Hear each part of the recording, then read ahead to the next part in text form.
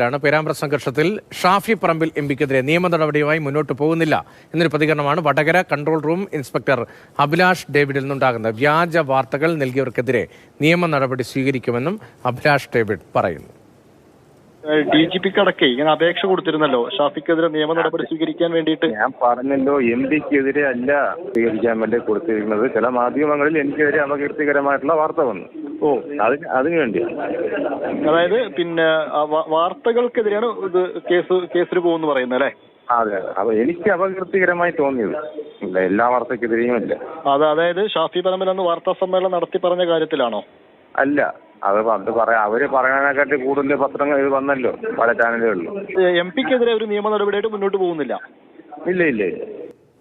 India's കരീമുണ്ട് വിവരങ്ങളുമായി. India's അടിച്ചത് police, അടി കൊണ്ടത് MPക്ക്. ഇപ്പോൾ രണ്ടുപേരും പിന്നോട്ട് പോവുകയാണ്. അതോ ഷാഫി മുന്നോട്ട് പോകുന്നു, പാർലമെന്ററി കമ്മിറ്റിയിലേക്ക് പരാതി എത്തുന്നു, ആ ഗൗരവം തിരിച്ചറിഞ്ഞുകൊണ്ട് അഭിലാഷ് ഡേവിഡ് എന്ന CI പിന്നോട്ട് പോവുകയാണോ, മാധ്യമങ്ങൾക്ക് മേൽ പഴിചാരുകയാണോ? ഇങ്ങനെ പരസ്യ പ്രതികരണം ഉണ്ടാകുമ്പോഴും പോലീസിന്റെ ഭാഗത്ത് നിന്ന്, ഉന്നതതലത്തിൽ നിന്ന്, ആഭ്യന്തര വകുപ്പിൽ നിന്ന് ഈ പോലീസുകാരനെതിരെയും ഒരു അന്വേഷണവും ഇല്ലേ?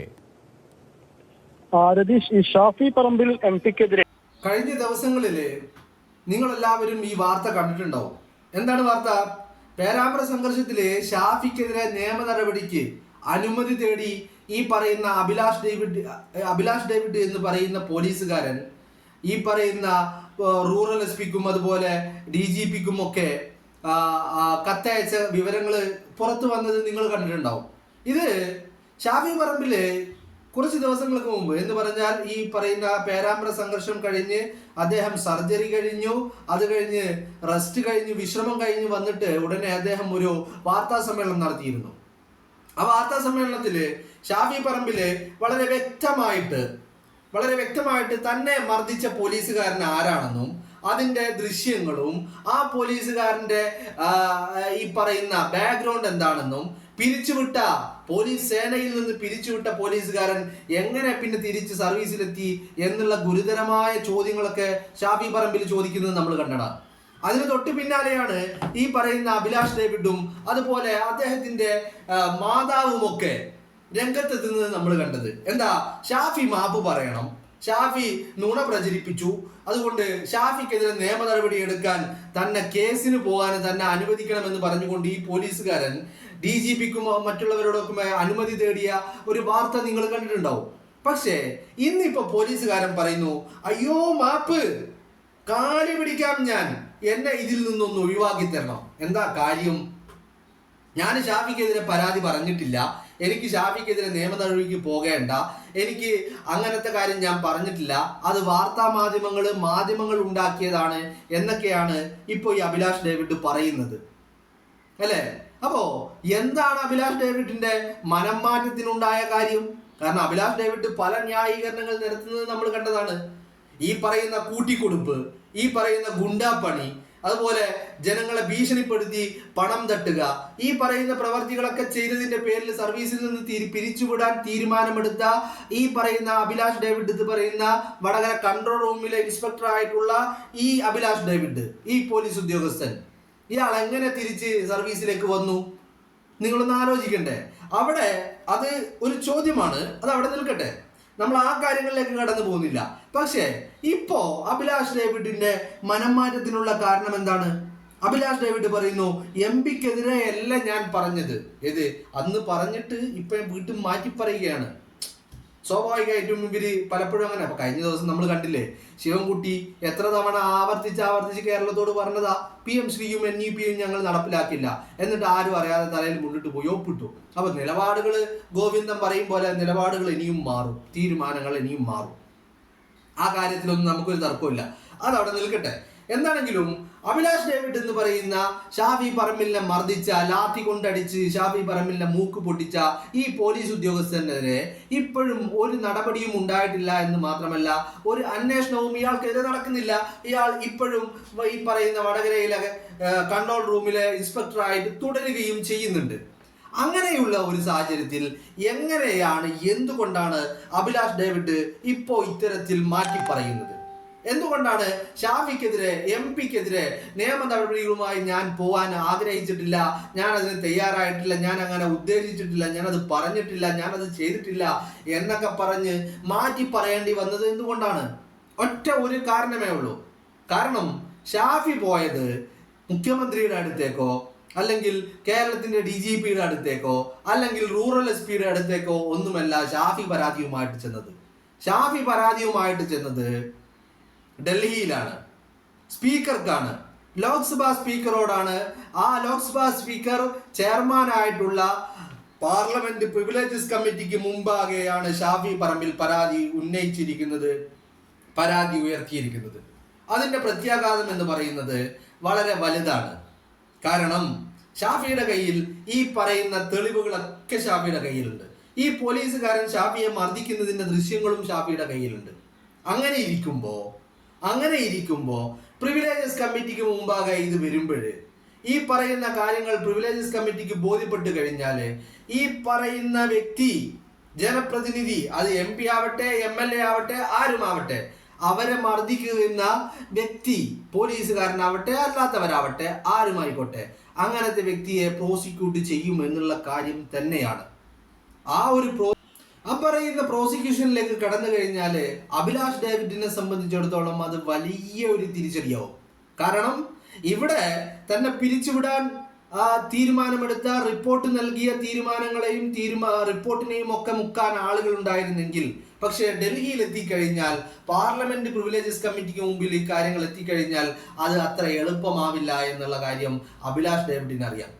അതറിയുന്നത് കൊണ്ട് തന്നെയാണ് അഭിലാഷ് ഡേവിഡ് ഇപ്പോൾ ഒന്ന് പിൻവാങ്ങാൻ തയ്യാറായിരിക്കുന്നത്. പക്ഷേ അഭിലാഷ് ഡേവിഡ് മനസ്സിലാക്കേണ്ട ഒരു കാര്യമുണ്ട്.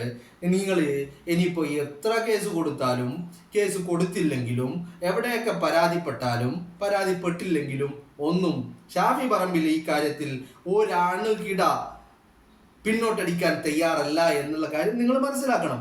ഇത് പ്രിവിലേജസ് കമ്മിറ്റിക്ക് മുമ്പിൽ എത്തിയിട്ടുണ്ട്.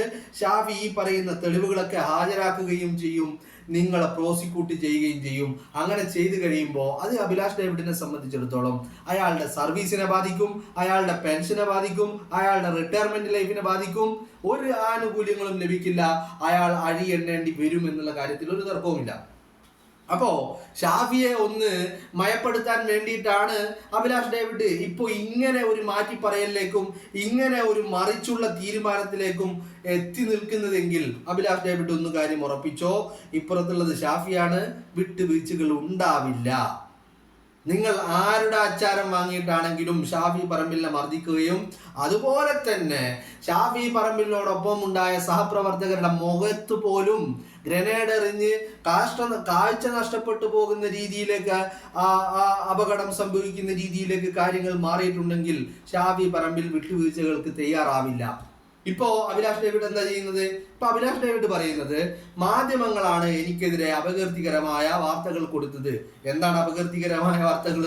ഈ പറയുന്ന സർവീസിൽ നിന്ന് പിരിച്ചുവിടാൻ തയ്യാറെടുത്ത വ്യക്തിയെ സർവീസിൽ നിന്ന് പുറത്താക്കാതെ വീണ്ടും സസ്പെൻഷനാക്കി അത് വീണ്ടും സർവീസിലേക്ക് തിരിച്ചു കൊണ്ടുവന്നു എന്നുള്ള വാർത്തകൾ മാധ്യമങ്ങൾ പുറത്തു കൊണ്ടുവന്നു.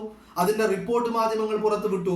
അപ്പോ അതാണ് ഈ അപകീർത്തികരമായ കാര്യം എന്ന് പറയുന്നത്.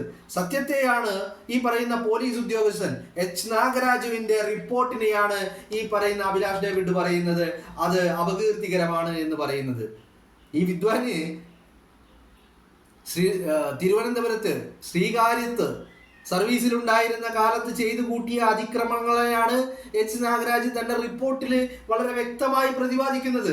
എന്നിട്ട് ഇപ്പോ അത് അപകീർത്തിപ്പെടുത്തി മാനനഷ്ട കേസ് കൊടുക്കുക എന്നൊക്കെ പറഞ്ഞ് പേടിപ്പിച്ചു കഴിഞ്ഞാൽ ബാക്കിയുള്ളവർ പേടിക്കുമെന്ന് അഭിലാഷ് ഡേവിഡ് കരുതുന്നുണ്ടെങ്കിൽ, അഭിലാഷ് ഡേവിഡ്, ഇത് നിങ്ങളുടെ വീട്ടിലുള്ള ആളുകളല്ല നിങ്ങളെ കാണുമ്പോൾ പേടിക്കാൻ. അത് അങ്ങനെ നിങ്ങൾ ചിന്തിച്ചിട്ടുണ്ടെങ്കിൽ അത് അബദ്ധമാണ് എന്ന് ഓർമ്മിപ്പിക്കുക മാത്രമാണ് ചെയ്യുന്നത്. മനസ്സിലായില്ലേ? കാരണം ഷാഫി പറമ്പിലിനെ സംബന്ധിച്ചിടത്തോളം അയാൾ നേരിട്ട ആക്രമവും അയാൾ നേരിട്ട മർദ്ദനവും അതൊക്കെ ക്രൂരമായ മർദ്ദനങ്ങൾ അയാൾ നേരിട്ടത് അതൊരു ഭാഗത്തുണ്ടെങ്കിലും മറുഭാഗത്ത് ഷാഫി പറമ്പിലിനോടൊപ്പം ഉണ്ടായിരുന്ന തൻ്റെ സഹപ്രവർത്തകരെ ഇഞ്ചിഞ്ചായി ചതക്കുകയും അതുപോലെ അവരുടെ വീടുകളിൽ കയറി വേട്ടയാടുകയും ചെയ്തത് അയാളുടെ മനസ്സിലുണ്ട്. അതുകൊണ്ട് ഷാഫി പറമ്പിൽ ഈ കാര്യത്തിൽ യാതൊരു വിധത്തിലുള്ള കോംപ്രമൈസിനും തയ്യാറാവില്ല. അത് പ്രതീക്ഷിച്ചുകൊണ്ട് ഞാൻ കേസിനില്ല, ഞാൻ നിയമ നടപടിക്കില്ല എന്ന് പറയേണ്ട.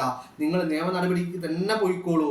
അതായിരിക്കും നിങ്ങളെ സംബന്ധിച്ചിടത്തോളം ഒരു ആശ്വാസം എന്നുള്ളത്. കാരണം പാർലമെന്റ് പ്രിവിലേജസ് കമ്മിറ്റി പ്രോസിക്യൂട്ട് ചെയ്യുമ്പോൾ അവിടെ ആശ്വസിക്കാൻ ഞാൻ ഇവൻക്കെതിരെ കേസ് കൊടുത്തു എന്നെങ്കിലും ഒരു ആശ്വസിക്കുവാനുള്ള വകുപ്പ് മനസ്സിലുണ്ടാവുമല്ലോ. അതുകൊണ്ട് ആ കേസുമായി മുന്നോട്ട് പോകുന്നത് തന്നെയായിരിക്കും നിങ്ങൾക്ക് നല്ലത് മിസ്റ്റർ അഭിലാഷ് ഡേവിഡ്. ഇതൊരു നിയമോപദേശമായി കണ്ടുകൊണ്ട് നിങ്ങൾ മുന്നോട്ട് പോവുക. നമുക്ക് നോക്കാം എവിടെ വരെ എത്തുമെന്നുള്ളത്. കളിച്ചത് ഷാഫി പറമ്പിലിനോടാണ്, ഷാഫി പറമ്പിലിനെയാണ് മർദ്ദിച്ചത്, അയാളുടെ മൂക്കാണ് അടിച്ചു പൊട്ടിച്ചത് എന്നുള്ള ഓർമ്മ നിങ്ങൾക്ക് ഉണ്ടായാൽ മതി. ഇല്ലെങ്കിൽ ഞങ്ങൾ ഇങ്ങനെ എല്ലായ്പ്പോഴും ഇടക്കിടക്ക് ഓർമ്മപ്പെടുത്തിക്കൊണ്ടേയിരിക്കാം. ഒരു തർക്കവും അതിന് വേണ്ട. ഞങ്ങൾക്ക് മറവി സംഭവിക്കില്ല. കാരണം ഷാഫി ആരാണെന്നുള്ളത് നിങ്ങൾക്കറിയാം, സഖാക്കൾക്കറിയാം, അടിമകൾക്കറിയാം, അന്തംഗമ്മികൾക്കറിയാം, സൈബർ സഖാക്കൾക്കറിയാം. അതുകൊണ്ട് ഷാഫി ഞങ്ങൾക്കാരാണെന്നുള്ളത് നിങ്ങൾക്ക് വ്യക്തമായി അറിയുന്നത് കൊണ്ട് ഈ കാര്യത്തിൽ നോ കോംപ്രമൈസ്, മറവികളില്ല. നിങ്ങൾ കേസുമായിട്ട് മുന്നോട്ട് പോയിക്കോളൂ. ഞങ്ങൾ നിയമത്തിൻ്റെ വഴിയിൽ ഞങ്ങളും മുന്നോട്ട് തന്നെ പോകാം. എവിടെ എത്തുമെന്ന് നമുക്ക് കാത്തിരുന്ന് കാണാം.